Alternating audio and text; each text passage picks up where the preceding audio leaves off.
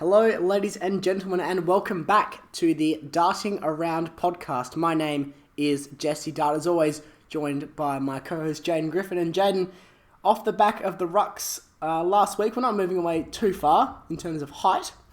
We're going up forward, though, to talk about some of our favourite key forwards of the 21st century. Yeah, it's always super fun to talk about. Love seeing a player kick a bag. A position that's changed a lot over the last 20 years for sure. But yeah, we'll get to that. I'm quite excited. So just for the viewers at home, what are we covering today in this one? So we're going to just talk quickly about the Centurions, which there's only been 2 of. We're going to quickly go over the last 2 players to kick 100 goals in a season, not including finals. And then we're going to basically just break down the best key forwards we've seen play. And I think we'll find a very, very big disparity in the 2000s compared to the 2010s era, just because of, as I said, the way the position has changed. But a lot of great players on this list today. A lot of big games from all of them. Absolutely. This is one that, we've had a few good episodes now, I think, that we've really enjoyed. I think this is one I'm really looking forward to talking about as well, because we've seen the position change so much. And it almost turned on a dime from 2010, didn't it? That was almost the perfect transition point. Yeah, well, I think sort of that was the wrap-up of the old guard. We were talking about it a bit off camera, where there was a period of time where your team could only be as good as how good your best key forward was. And that's definitely not the case today. We see some very successful teams run no real true key forwards and have very, very flexible forward lines. Obviously, we still have guys dominating the game today, kicking bags week in and week out, but it's just nowhere near the same level that we used to see. I mean, Brisbane right now. Yeah, exactly. Charlie Cameron's arguably their most dangerous goal kicker. Yeah. So we see it all. But look, we'll come to the more modern game in a bit. But I first of all wanted to talk about the 2 Centurions of the 21st century. Now, the caveat here is this is only for the home and away season. Yeah. Matthew Lloyd would be in here, who we will come to in due course, I'm sure. But there's only 2 that have actually done it in the home and away season. The first one is, well, he's hard not to love, isn't he? He really is. He is. He's very visually hard to love. But he's also impossible not to love. He's one with a face for radio. He is. Fraser Garrick, the G-Train, yeah, the big horse himself. No more fitting nickname in the AFL ever than the G-Train for an absolute mountain of a man. I think it's the best, isn't it? It is. So he kicked 103 goals in the 2004 season in an era where the Saints... I think people forget how good the Saints were as well in that early 2000s, because they were really good. They were just stifled by the fact that Collingwood were competitive, Brisbane were dominant, Port were dominant. They were actually quite unlucky. Then they kind of faded because Grant Thomas was their coach. so of course they did. Yeah. But Garrick and Revolt, maybe one of the best forward combinations I've seen. Oh, definitely. As a full forward, centre half forward combination, they were so scary. They had Robert Harvey coming out of the middle too, Lenny Hayes as well. Young Lenny Hayes, yeah. So they were a good squad actually. I did enjoy watching them play. A lot better than they probably have been the last couple of years. Saints actually, I do think you're right, a lot of people do forget how good the Saints actually used to be and were genuine. They were a genuine force for a lot of years. Yeah, absolutely. But look, specifically on Garrick, left West Coast, came across to St Kilda, incredible job. Yeah. One thing we talked about back in episode 3 with the Premiership dominant teams of the 2000s, was the fact that Quinton Lynch didn't make a whole lot of difference to that West Coast side. West Coast keep Garrick. Do they win 2005? And does he go down as one of the best of all time? Yeah, I think so for sure. That would be such a disgustingly strong squad with Garrick, provided obviously Eagles are able to develop him in the same way that St Kilda did. That is true. We're talking Pete Garrick here. And we're not 100% sure how important having Rewalt was to Garrick and his success. But if he becomes anywhere near the same player, that is a very, very scary West Coast team and probably a real true dynasty. Yeah, I mean, Quinton Lynch was just Aldi Garrick when you think about it. Yeah, he was. It wasn't that good. But look, Garrick, phenomenal player. Deserves all the love he gets from Saints fans. I love him personally because he gave us a 150-metre penalty against them. That was very funny to me. Yeah, discipline was never his strongest area, unfortunately. But a little bit of a temper. just a small tad, amount. a smidge. Yeah, that's fair enough. But look, everyone knows the second centurion of the era. Can't not talk about him. Buddy Franklin, Hawthorn champion, arguably now a Sydney champion too, despite more or less missing the last 2 years. 102 goals. I'll never forget watching round 22, Hawthorn versus Carlton. I'm sure you have your thoughts on this. I went with my mother, God love her, to another one of her Carlton supporting friends' houses to watch the game. I remember the little counter they had in the... See, that's why Channel 10 should have the footy, just for that game. Yeah. That's why they should have the footy. That game is branded into my ever-broken heart for my beloved Blues boys. What did he went in on 92, I believe, and needed 8. Managed to kick 7, and then, as much as I love Clarkson and respect him as a coach, what an absolute twat for what he's done to Fev. He's just completely flooded Fev and given him absolutely no chance. In a game that had no real impact on the ladder anyway, they'd already won. We just needed 1 goal to have. Imagine that, 2 players reaching 100 goals in the same game. Would have been absolutely phenomenal. And they've just... 2 pitch invasions too. They've just taken it away from us. I was very, very, very upset. How old were you for that? 08, so I was 13. Right. And, I was a very angry little 13-year-old boy. Obviously didn't get to watch my Blue Boys in the finals. When do you get to watch that? Yeah, well, I haven't had much of that in my life, but had to watch Hawthorn take the flag that year. It was, I was not happy.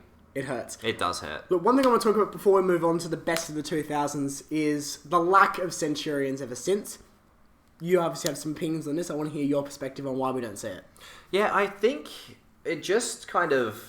Things like, I guess, zone defense really hurt those sitting in the square making lead forwards. Yeah. And also, I think people just got better at 2v1ing, and especially before they brought this, which I obviously have my own opinions on, but this hands in the back rule. But a lot of the you could get away with a lot as a key defender back in the day, and also you could also get away with a lot as a key forward.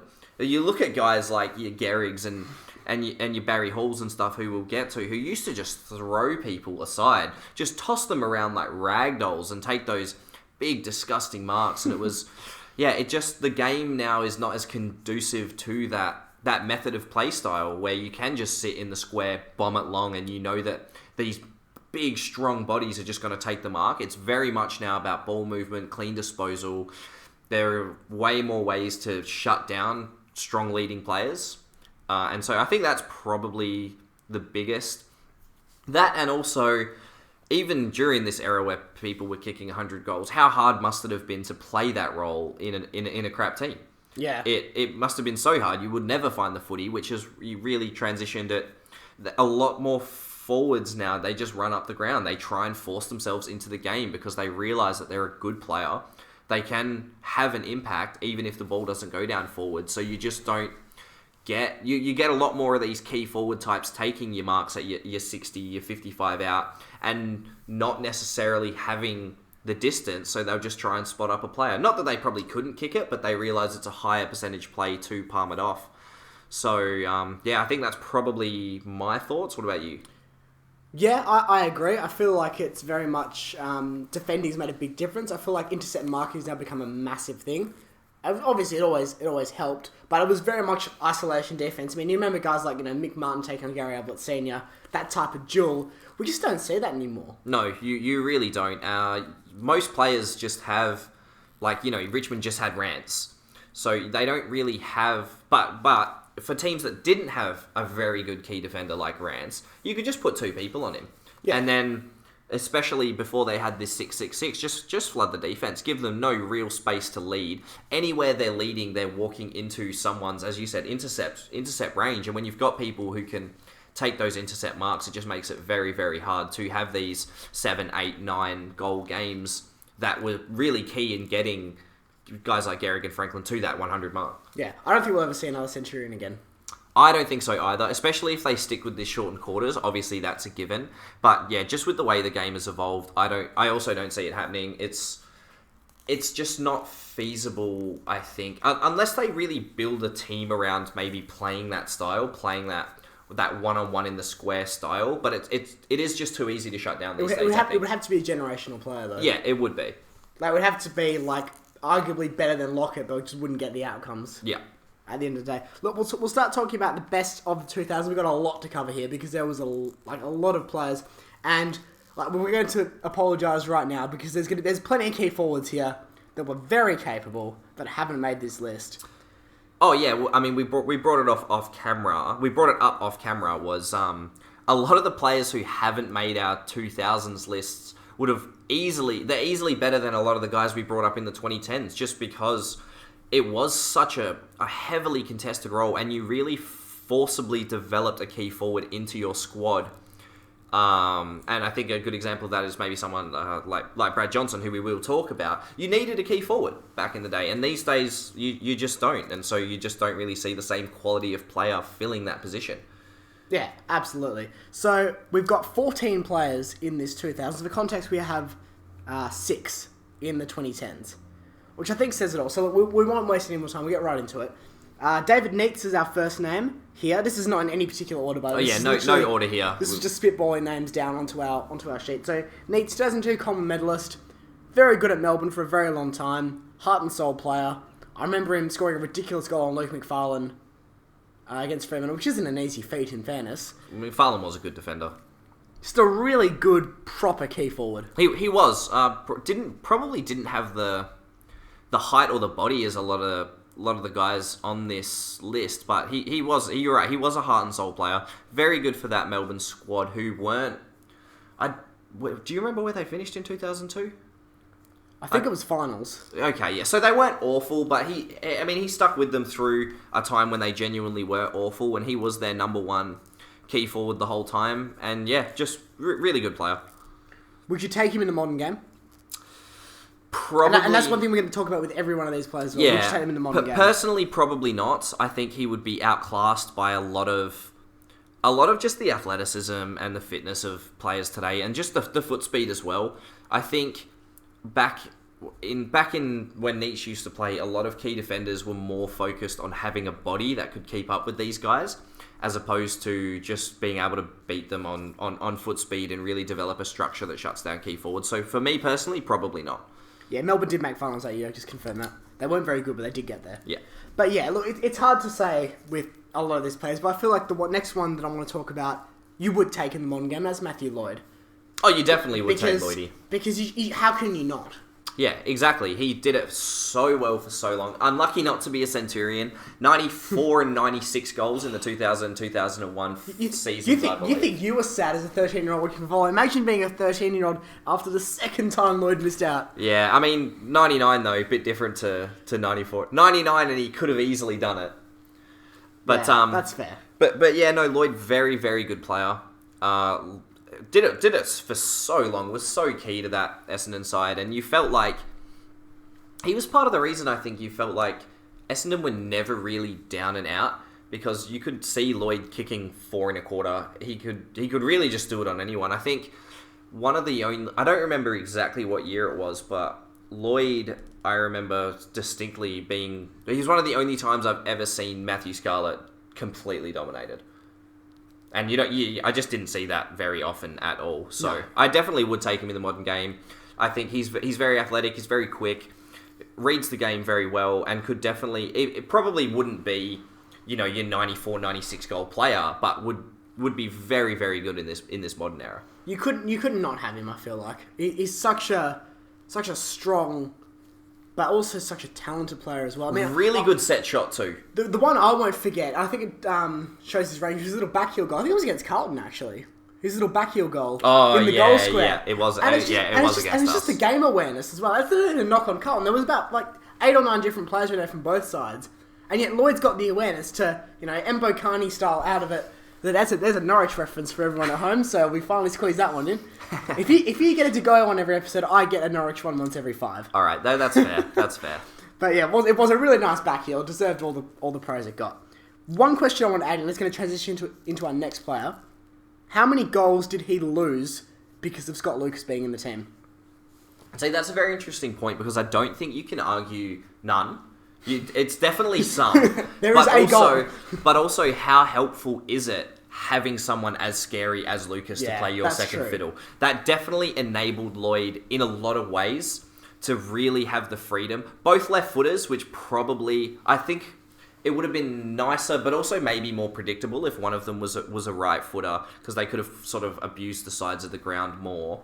But both very, very good set shots, so I never think it hurt either of them too much. Okay. And yeah, as I said, you definitely couldn't argue none, but also I think having Scotty Lucas there, who was also very, very good, would have been just about probably the number one forward on any other side. Yeah. It was just unlucky. Well, not even unlucky. It was, he was just happened to be with Matty Lloyd, who was probably the best forward in the comp for a lot of years. I think it definitely gave Lloyd his longevity. Yeah, I would agree, and we've talked about that with a lot of players. Obviously, we'll talk about Jack Rewalt later, but yeah, having that second fiddle allows you to take a less important role where you have less pressure, and protects your body from injuries and does give you that longer career. Yeah, no, absolutely. Look, we'll move on from those. Quickly on Scott Lucas, though. Take him in the modern game, yes or no? Yes, I think so. I think he played quite up the ground, which is really, really important in this modern day. It's something people have to be able to do, and he could also pick out a target as well as bang home long goals. It would have been really dangerous. I think his height really enables him to play Jeremy Cameron's role now. So yes, he's a yes for me as well. We talked about Fraser Garrick, so we'll touch on him very briefly here. Very good player for very many years. Big part of Saints, not dominance, but certainly consistent, strong performance. Do you take him in the modern game? See, he's probably one that I was talking about. You could probably build a team around someone like Garrick. He's just that physically imposing that even these very, very well-structured defensive lineups that we see in the modern game, I feel like someone like Garrick would just figure out how to break through them. He did it so much back when he used to play as well. He just felt unstoppable at times. And you always trusted him as well just to nail a drop punt from even the pocket. So he doesn't necessarily need to be directly in front. His lead can be very unpredictable, which is something I think, I would take Garrick. Yeah. I think purely because of the way that Port have built their team around Charlie Dixon, I think he still has a role. Yeah. Because Dixon plays a role to how I feel Garrick would play now if he was in the modern game. So yeah, based on what we see from Dixon, purely Dixon, yeah. I think that proves there's still light left in that tunnel for me. Yeah. But in saying that, there's others I would take over him to transition into this game now. Oh, from this list especially. One of which we'll talk about now, who's his teammate, Nick Revolt. Absolute champion player. Criminally unlucky not to have won a premiership, I feel like. Criminally, even now, underrated. Yeah, I think maybe people they give him a lot of flack for obviously the collarbone incident, and his media presence, I think, still probably leaves a lot to be desired, but you cannot take anything away from him when he used to get out there on the field. He left nothing in the tank, always gave his all, had some really, really big games, and was just so versatile. Yeah. Did exactly what that Saints squad needed to do, understood what part, and not even just in a general sense, but in a game-specific sense as well, understood what they were lacking in particular this game, and just brought it. Yeah. Modern game? Yeah, definitely. Have to. There's one other guy we'll talk about later, but probably the most versatile player on this list besides the aforementioned. And I just think he's super good with the ball, really good overhead mark, good contested mark, plays the one-on-one really well, can run, good foot speed. There's no reason you wouldn't. One player I can't take in the modern game for me is Anthony Rocker. Oh, yeah. Purely because I don't think he's as imposing as Garrick, and I don't think he's going to be able to fill that role with the lack of foot speed. He was very good for his time period, not to take away anything from his era, but he's one that I couldn't have now. I agree. I just don't think he does enough. Like, he wasn't like Garrick or Lloyd where he'd have 3, 4, even 5 games in a season where they'd kick 9 goals. He was very good, and he was important to that Collingwood lineup, and he was genuinely a very good key forward. But yeah, I don't think he would be able to transition into the modern game anywhere near as well as someone like Garrick, who just is just a powerhouse. Yeah, no, I agree with that. You can't rely on him to be consistently at the top of his game in this new zone defense era. He would get frustrated very easily, I feel like. Yeah, he's another one who also probably had his few lapses of discipline in his career, which really hurts you, especially as a key forward, where I think a lot of it, like you kick a few goals in the first quarter, you'll run that onto it to an 8 or 9 goal. But if you stay quiet for the first half, sometimes you can get a bit shut out of the game. Yeah. And a few early free kicks don't go his way. You can just see Rocker really struggling. Yeah, no, I 100% agree. That's a fantastic analysis on that. Buddy Franklin, we touched on in the Centurions naturally. We'll come to him now purely because, I mean, you could argue him for either decade. He's probably the only player here that genuinely crosses the decade divide. But, I mean, he got his century in 2008, so we probably have to include him in this portion. Yeah, almost two different players, really, wasn't he? Since he was very much a sit in the square, heavy on the lead early on his career, had those huge games, gets that beautiful reverse curve on his drop punt, which not many players, well, if anyone else has really been able to do it the same way as him. Beautiful left foot, and then I think understood that this new defensive structure was hurting him and the role he wanted to play. Yeah. And credit where credit's due, did he not develop into something really, really special? Oh, yeah. Pushed his fitness up and just started. I'm sure I saw him at wing. He probably played a few games where he played on the wing, and he's just phenomenal. He's another one, actually, probably you put him up there with Rewalt, who's just so versatile and really developed into something super, super special. The injuries that he's had as of late have been really sad, because I think he could have gone down. He genuinely had the potential to be one of the best players I've ever seen. He still is. But yeah, these last couple of years, it's kind of I want him. He wants to get to 1,000 goals. I want him to get to 1,000 goals. But I think maybe he should have thrown in the towel already. Understand why he hasn't. He's on absolutely ridiculous money. Yeah, well, you wouldn't throw away $1 million. Oh no, you really wouldn't. But yeah, barring if he doesn't get injured and manages to have 2 seasons, even just okay seasons by his own standards, yeah, it's an incredible career, and he's another one sort of like Nick Nat for me, where I don't think I really see players hit the peaks that Buddy has hit. He's right up there. No, I completely agree. Franklin on his game is unstoppable, absolutely unstoppable. Big John O'Brien, flown the flag up in Queensland for many years now. I think probably associated player with Brisbane almost, Jonathan Brown. Yeah, I would agree. I think when I think of Brisbane, I think of Brown. Yeah. Personally, I think of Black, but that's fair. But yeah, I'm a little bit older as well. A lot of new age footy fans wouldn't even really remember Simon Black, whereas Jonathan Brown you're right. He bled Brisbane. Gutsy player. What, half his jaw's titanium or something? He's broken it that many times. Warrnambool boy too. Yeah, which makes my mother very happy. They've had a few good products out of there. We might have to do a special segment on that one day of some of Warrnambool's. They do have a little mini footy factory down there. Yeah, they've the little that region's produced some very good players in the past. But look, that's the story for another day. But Brown, I'm on the fence here in terms of transition into the modern game. My argument for being you could build a team around him. You could, and also I think a big key for is he's one of the few guys on this list who was a genuine centre-half forward as well for a period in his career. True. Not just an out-of-the-square full forward, which leads me to believe he may be a little bit more versatile than he perhaps had to be in his career, but I cannot say for sure. Yeah, that was purely because of Alistair Lynch, though, as well. Yeah. I would say this. Brown's courage alone would create so many opportunities for these modern small forwards. You're 100% right. So I could have him purely based on that. He genuinely just never gives up the ball. He just wants a goal. He wants the ball and he wants to kick a goal so badly. Or probably, the most out of anyone on this list, really. The things he would do just to get his hands on the footy.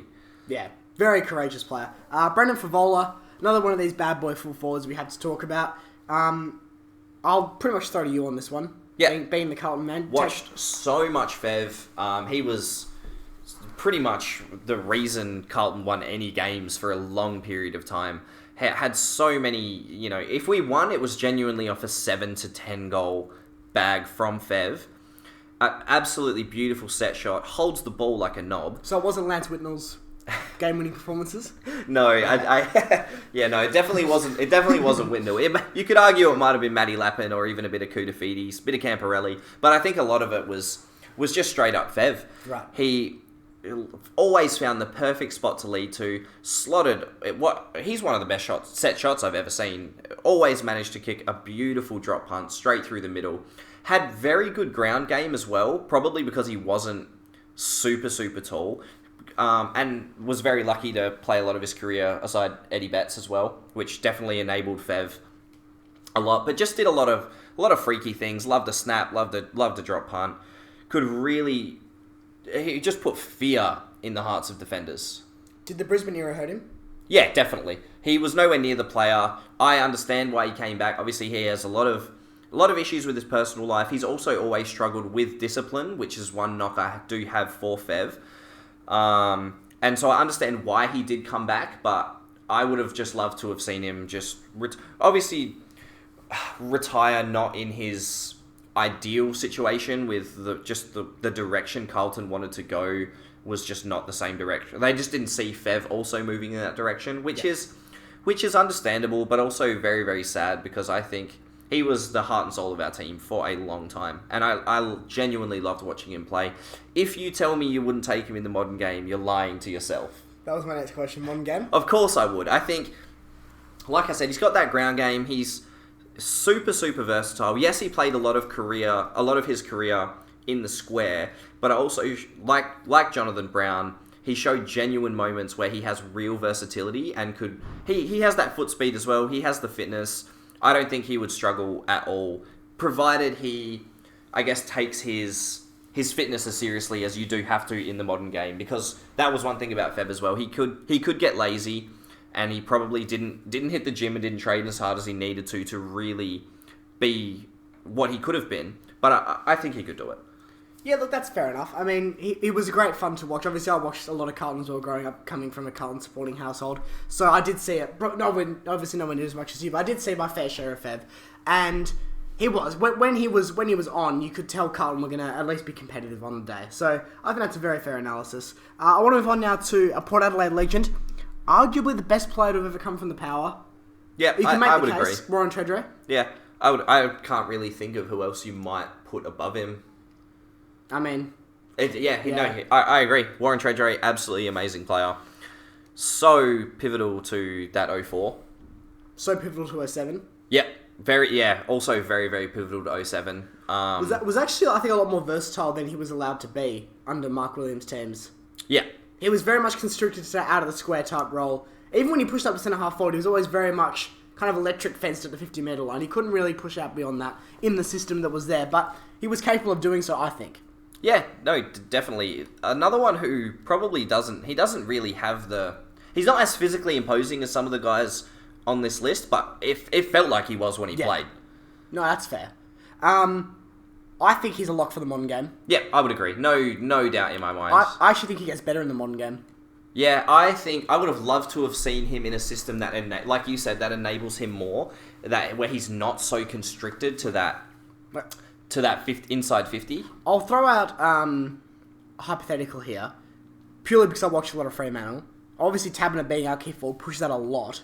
I think if Treadray plays in that system, potentially with a Roy Lobb type supporting cast member, probably unlucky that Westhoff just wasn't around when he needed him to be.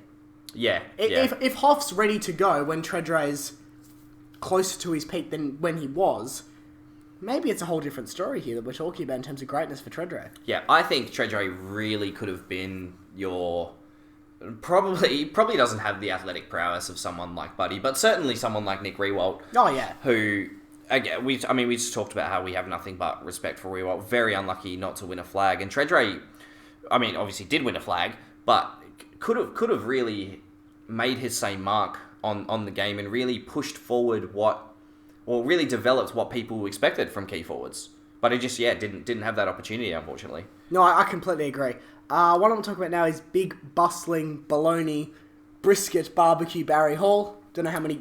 His bees just grew as his career went Brent on. Staker's nemesis. Oh, poor Brent. Poor Brent, indeed. Started at St Kilda, moved up for the big money. He was like prototype Buddy Franklin in that regard, wasn't he? Moved from a Victorian club up to Sydney for big money.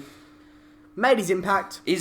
Do we insult Buddy Franklin like that? Prototype Buddy Franklin? Well, in terms of the move. Yeah, okay. Yeah. No, that's very, very different forwards.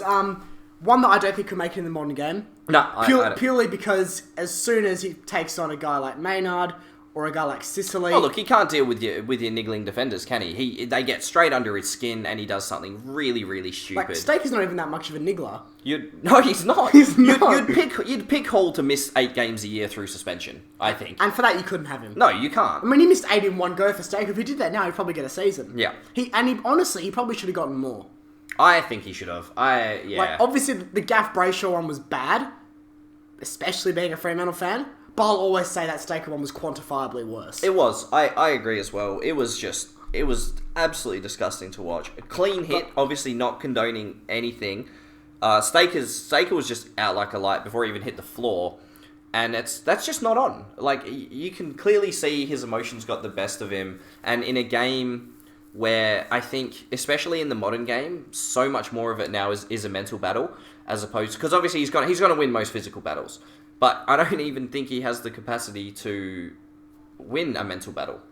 That's fair. I think we should probably stop berating key forwards that we're talking about in terms of the greatest here. But look, very good player in his day. Similar to Garrick in terms of can get his hands on the footy. Good set shot, I feel like, as a general rule. Yeah, still a very, very good player. Could definitely take over a game and worked very, very well in that Sydney side. Yeah. One I want to talk about now, for very obvious reasons. I think probably the most likely of anyone to transition between the eras, for me, Matthew Pavlich. I mean, 300 odd games, 700 odd goals. Incredible player for very many years. Won All-Australian in 3 different positions. Just the greatest player I've ever seen pull on a Fremantle jumper. And that's with Nat Fyfe right up there. I'll never forget the pure dominance and the pure ability of our big-nosed South Australian. He does have a big nose. You're right, absolutely incredible player. I loved watching Pav, and I would agree that he could still take over the modern game now. Like, he wouldn't even really have to change the player he was, No. Especially in the later parts of his career. You know, played wing, in the guts, out of the square, centre half forward. It didn't really matter. And that's the thing, he pushed up more as his time went on. Yeah, Because he did. After he moved Similar to Buddy in a way. After he moved from the back line to the forward line, he kind of stayed there for a bit, and then they started transitioning him again as the years went on, which I think is just a testament to his raw physical ability. He's a unit. He was built in a lab to play football. He actually was. Like, West Torrens obviously has a very proud history as well up there in South Australia, so no surprise that they're producing more and more, quality talent. But I think he's their best ever output for me. Yeah, no, I would agree, and also 100% agree that he's the most likely on this list. I think most of these guys would be able to transition into the modern game, but I think Pavlich would be the most successful. He's insane. One player I think would have a really good time in the modern game as well, and you were actually unsure about putting him in here in the key forwards, but I do think he did spend a lot of his career as a deep line forward, so it's fair enough. It's Brad Johnson. Yeah, the smiling assassin. Sure was. Yeah, I don't know. I guess I kind of had this preconceived notion of these key forwards that they had to be tall, like big contested mark goal scorers, and yeah. It's not that Brad Johnson wasn't that, but it's certainly not what he was known for. But it was still an incredible forward. Kicked almost 500 goals. Stayed with the Doggies and was just really, really good player. He loved a sneaky ground goal as well, didn't he? He did. Yeah, his ground game was absolutely phenomenal. I guess that's why I kind of maybe attributed him more to a small forward, even though looking back, he definitely wasn't. He was definitely a taller, much more key forward. But yeah, he had some incredible... I mean, I think it was 2004, just kicked some soccer goal from the boundary line and managed to... he was just insane. Loved the banana, loved the snap, could still kick a set shot. Really, really good player. I know it's irrelevant to this conversation, but I actually think his media presence is really good too. He's one I actually really enjoy listening to when he's on. Well, he's someone that I don't hate, which I can't say about most of the AFL media presence at the moment. So I would agree. Yeah, he's definitely one of my favourite people to listen to. I like his insight into a lot of topics. For sure. Last one we're going to talk about here. He was very, very good for a long time at Richmond. Arguably was better in the 90s, but certainly stuck on well in the 2000s. Matty Richardson, 800 odd career goals, longevity. Maybe hurt by the fact that he never played in that many good Richmond sides. But if any. Yeah. Mid-90s they were okay. Okay. But he definitely wasn't the key pivotal player for that squad that he was in the later Richmond sides. That's fair. I mean, you can't not acknowledge his contribution to the game. How do you see him going into the modern game, though? Personally, I think he might struggle a little bit, more so than a few of the other players on this list. I think he could do it. I mean, 800 goals speaks for itself. Was very, very important to, albeit a middling Richmond side, if not, pretty pretty poor a lot of the time, but still managed to get the job done week in and week out. Also, if I remember rightly, took a lot of ruck taps as well. Yeah, he could spend some. He was versatile, which I know you're a big fan of. Yeah, I think he might struggle a little bit because I don't remember him doing a lot besides kick goals. But maybe you could do it. What about you? Yeah, I think there's more. I mean, in reality, all of these players could play in the modern game. But of course, and that's why they're on this list, right? They're the greatest key forwards we've seen play. But I think the question is, would their output be similar or better? And I don't think we can say that for Richardson. I think probably only really him, Rocker, Hall for Vola probably takes significant enough dips to say I would look elsewhere. But look, they're all very quality players, and everyone on this list deserves their mention as I think they are the 14 best of the year. Is there anyone else? I mean, 15's a nicer number. Is there any honourable mentions you want to kind of push forward here? I don't know if I'd call it honourable, but we talked about it off camera. I think Travis Cloke, unlucky not to make this. Yeah, very true. As we said, we're going to talk about the 2010 forwards in a while, but he's probably better than a few of those guys. He's not better than these ones from the 2010s, they're all phenomenal players. Yeah, look, I can't disagree with that. Mickey O'Loughlin, probably rough not to be here in some respects. Yeah, actually another one who I guess I've kind of categorised like Brad Johnson, who obviously did play a lot of tall, but I just loved his ground game, loved his crumbing work. Probably didn't see him as much of a key forward just from my memories, but definitely could have made it. Just probably unfortunate to play alongside Hall. Yeah, look, that's fair. I think that pretty much wraps up the 2000s. So we'll move on to the 2010s now. One guy we have to talk about is Jack Riewoldt. 3 Colemans speak for themselves. He's got the most Colemans of anyone on this list. Very good player. Obviously has his reputation. But, I mean, comparatively to some of the guys we talked about previously, his reputation is pretty mild. Yeah, well, that's very true. I guess, these personalities of the 2010s were definitely much more exuberance, and I guess in a era where there's not so much of that, Riewoldt just stands out, which is a bit unlucky. Very good player. I've loved to watch his development. I think he's gotten so much better. He won Colemans very early on in his career, but I didn't necessarily rate him as highly as I do now because I've just seen what he's able to do, and he is someone that can have a huge impact on the game, not just kick a bag. He's aged like wine, I think. Yeah. Riewoldt. He really has. He's come to the fore. Question I want to throw at you, Jack or Nick? Nick, for me. Yeah, for me personally, I think it's not very close.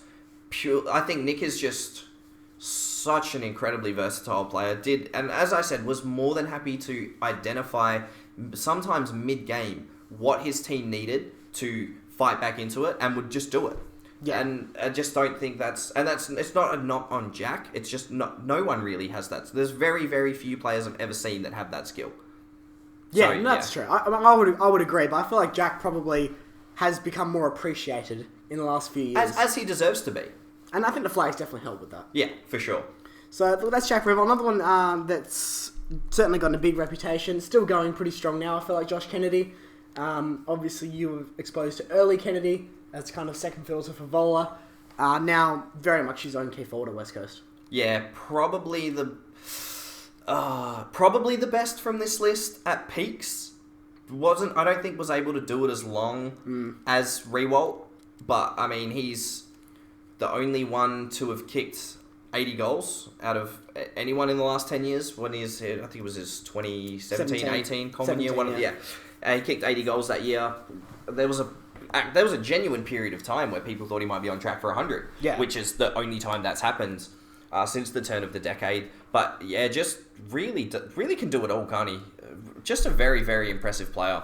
The way that Eagles managed to, I guess, build that and develop that system around him just so it really caters to all his strengths has been very, very impressive. But at the same time, you can see that because Kennedy has so many strengths, it didn't really hinder Eagles in any way to build that system around him. Yeah, look, I agree with that. I feel like he's probably of the 6 we've nominated here, is the most likely to go back in time 10 years and dominate even more. I feel like he would really suit that one-on-one isolation type football. He loves a one-on-one. He absolutely loves it. He backs himself in every single marking contest, and you love to see that. And I agree, he could go back in time and just kick bags every week. Another player that I think could do a very similar thing is Tommy Hawkins. Another one, just like Jack Rivolt, has been very consistent for a very long time now. He's got his flags.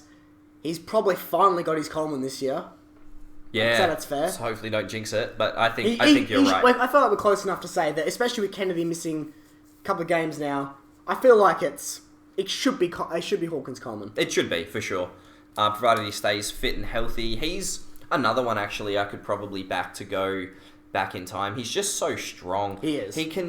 When he's on, he can just sort of toss defenders aside. How was Geelong Port this year? Exactly. He just absolutely tore them apart, kicked 6-2 in a really, really impressive performance. And Port, they shuffled through almost all their key defenders on him and just no one could really get anything done.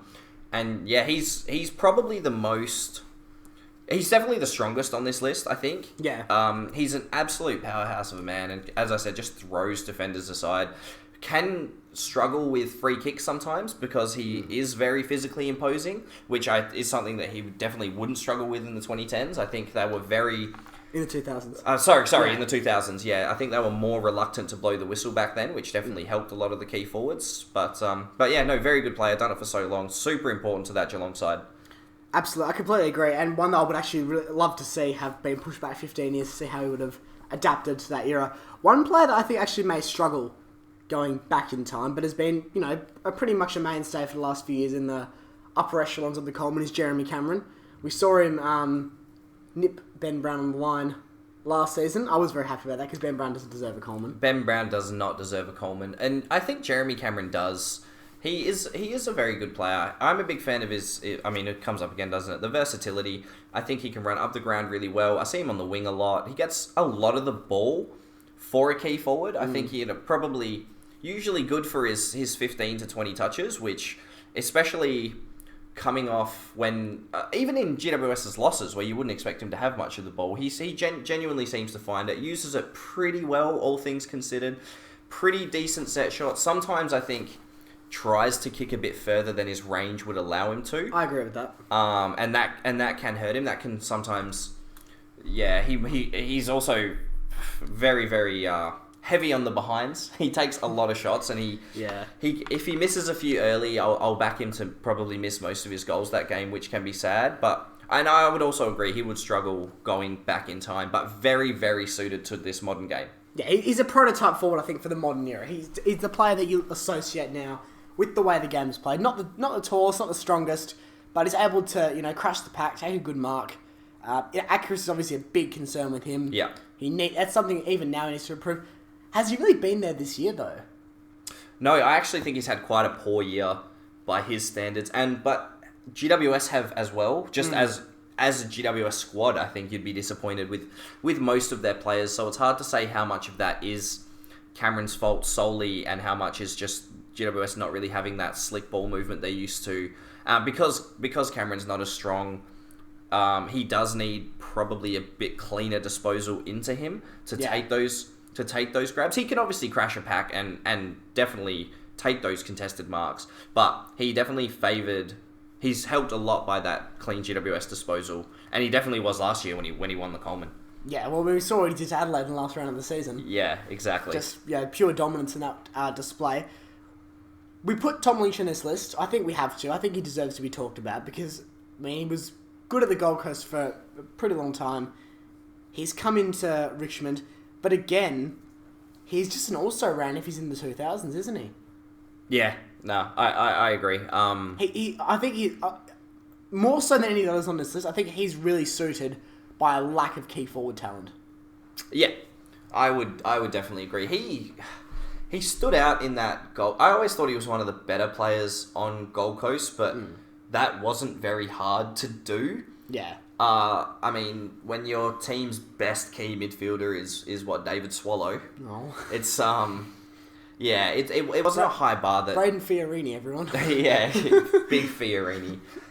Gets 7 touches a game now that they've got actual midfielders. Yeah, I think that's pretty much Lynch in a nutshell for me. He's developed quite nicely at Richmond. Yeah, and he's definitely he's improved for sure. And he still has a long career ahead of him, which is probably not the same for most people. Jeremy Cameron will have Cameron's the only one here. Yeah, so a lot of these guys are at the end of their career, so they've really managed to develop their own style and figure out what works for them, which I don't think Lynch has quite had yet. And credit where credit's due, he has taken the number 1 forward spot off Riewoldt, I believe. Yeah, absolutely. This year at that Richmond squad. I don't think there's a question on that.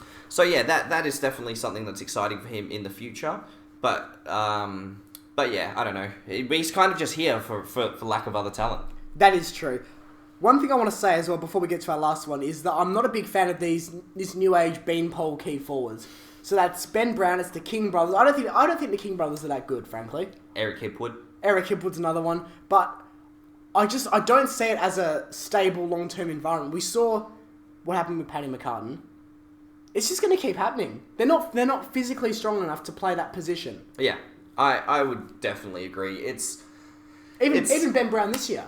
Yeah, well, people are finally realising, I think, that Ben Brown is not very good. No, he is not. He is not a very good player, and that's why we said he didn't deserve a Coleman.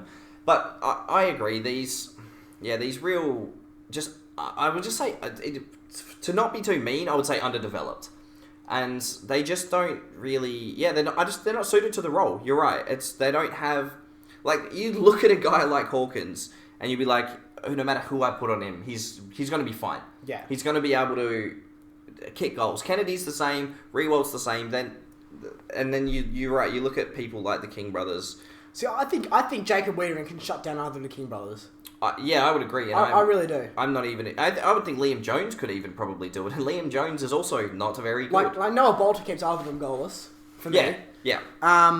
Looking elsewhere, Luke Ryan probably maybe concedes 1. It depends on the role Ryan wants to play. Sometimes he wants to transition into that rebounds, meters gain sort of player, which... but I agree. If he's playing 1-on-1, he probably shuts them both down. Maybe they get 1 or 2. I'm more worried about Max purely because of St Kilda's dodgy medical staff.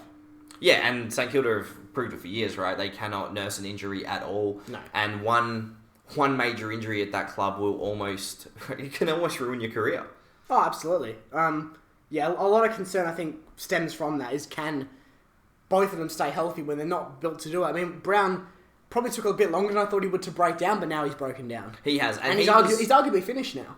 Yeah, I think so. I don't think he'll at least ever be anything close to what he was, and what's sad about that is what he was not super impressive. What's interesting as well, a lot of teams are operating without any major key forwards. Melbourne being the first one that jumps out to me as not having any major key forwards. We touched on Brisbane. Hipwood, he's there, but is he the dominant presence they need him to be? No, he's not. Same with Essendon, with Danaher. Yeah. And Essendon have had a very, very good year off no Danaher as well. They've probably played some of the best footy this year that they have in the last couple of years, and they've had no real key forward. Yeah, that's fair. Danaher also falls into that category of injury-prone, underdeveloped player. Yeah. Definitely helped by the fact he's the Danaher. He very much is. Another one that just... Why can these key forwards not kick set shots? Even Collingwood as well, to an extent, play more or less than a major key forward. Marchek is capable. They tried with Mason Cox. Myercheck's capable. I think Marchek would play a very good Mickey O'Loughlin type role 15 years ago. Yeah. And he would be really good in that position. I just don't Elliott. think he can lead a forward. But I don't think either can lead a forward line, Marchek or Hoskin Elliott. No, they can't. And that's not a criticism. It's just that's the physical player that they are. They're not that role. Yeah. Which is the same way that Ben Brown, the King brothers, Danaher, that's not what they should be. And even, just touching on Collingwood, Jaden Stevenson as well. I worry about him with his development. Obviously, he's shown great promise and some really good early signs in his career. But if he really doesn't continue developing and work very, very hard on his game, I fear he might be another one who just either suffers from injury or falls by the wayside. Even Hawthorn. Gunston is a very good forward, but is he a dominant presence in the forward line? No, he's not. Yeah, he's not. He's helped by Hawthorn playing a very tall forward line and teams having to, I guess, split resources. Yeah, absolutely. So that's on Hawthorn. There's one more I want to touch on. I think he's probably in here purely because of the impact he had to Hawthorn. That was Jared Roughhead. Yeah. I know you're not a massive fan of him, but he did it really consistently for a long time, and he was a forward that could go on and get 5 or 6. Yeah, look, he could definitely do it. As you said, I was never really a fan of him. I just think he's too one-dimensional of a player for me, and just didn't do it enough. Like, he had a very good year when he did win his Coleman, but again, we're in an era now where there's not that many key forwards, and not many teams run one specific goal scorer, which is what Hawthorn was forced to do that year, and it just, I guess, happened to be Roughhead. For me, there's no reason why any of these other guys on this list couldn't have done what Roughhead did, but twice as good. Okay, that's fair. I can accept that. Looking forward very quickly to the 2020s, are there any players that you look at now and think, right, this is who we're going to be talking about in terms of the greatness in 10 years' time? I'm going to let you take this one away while I just have a quick think. You're going to improv it? Yeah. Well, look, I mean, there's a few players you could certainly chuck in here. I mean, I know I've just dumped on them quite a bit, but the King brothers very well could turn out to be every bit that they're hyped to be. There's no question of that. I think Taberner's got a few years left in him. Will he be upper echelons? Probably not. But given the standard seems to be dropping, it might suit a player like him that can be versatile enough to get up the ground and make that impact going forward. Looking elsewhere, though, I mean, there's not an awful lot you can chuck in. Look, it's hard because, I don't know. I just don't see them developing the players in the same kind of way that they used to. One, for me, obviously biased, but Harry Mackay and Charlie Curnow, I would love to see. I think they have the athletic ability to develop into something special. Whether or not they decide that they're too over-encompassing in that forward line with McGovern as well and try and develop either Curnow or Mackay into something different, I'm not sure. Talked about Stevenson. I still think he has potential. Yeah. Rosie as well. He's another one. He could definitely do it. Could Oscar Allen get things right? It depends on how long Kennedy plays. I think if Oscar Allen doesn't start in the next couple of years, he's probably sidelined to a much lesser role for his entire career because he'll miss. I just think it's so important to develop really early. A lot of these guys, besides probably the freaks, didn't really pick up their careers until 4 or 5 years in when they did really understand how the game worked a lot more and just forcibly impose their impact on the game. I think, for me, the first few years of the 2020 is going to be Tom Lynch's years. Yeah, definitely. I think he holds court for the next few years. Especially with how good that Richmond side is. And then depending on what Eagles do with Darling after Kennedy leaves, that's another one. If Darling continues to play more up the ground, it does pave the way for someone like an Oscar Allen. But if they decide to dump Darling in the square, he plays much more of a one-out role, he could do it. I think there's too many flaws in Darling's game for him to really touch Lynch. But again, Eagles are such a good side. I'm sure they could. Simpson's obviously an amazing coach too. They could maybe make that work as well. It's interesting to wonder where we'll be sitting at this time, because obviously we wouldn't have predicted the guys like Matthew Pavlich, Warren Treadray, all that back in 1999. So it's a bit tough for us to say now. But I'm really interested to see where the key forwards go in the next decade. Yeah, I would love to see it sort of get a mini resurgence, because I do think it's a very, very exciting position. And like I said, I love to watch, specifically two guys we talked about today, Pavlich and Buddy Franklin, in just the way that they played the game and could just change a game. And as I said, even when your team was losing, you think, oh, there's nothing the forwards can do. But somehow Pavlich and Buddy, they just found ways. Absolutely. Well, look, Jen, that finishes off for the 5th episode of the Darting Around podcast. We've covered nearly all the positions across the field now in our first 5. We hope you've enjoyed this one as much as we've enjoyed bringing it to you. Next time, though, we're going on a bit of a different direction here. We're going to talk about Tasmania. We're going to talk about the fors and against. This is one I'm really excited to talk about. See if they could potentially get a fit in the AFL. Yeah, should be really fun. I've got my own ideas and, really, really excited to talk about it. Well, Jaden, pleasure as always to have you on the show. We'll be back soon for the Darting Around podcast.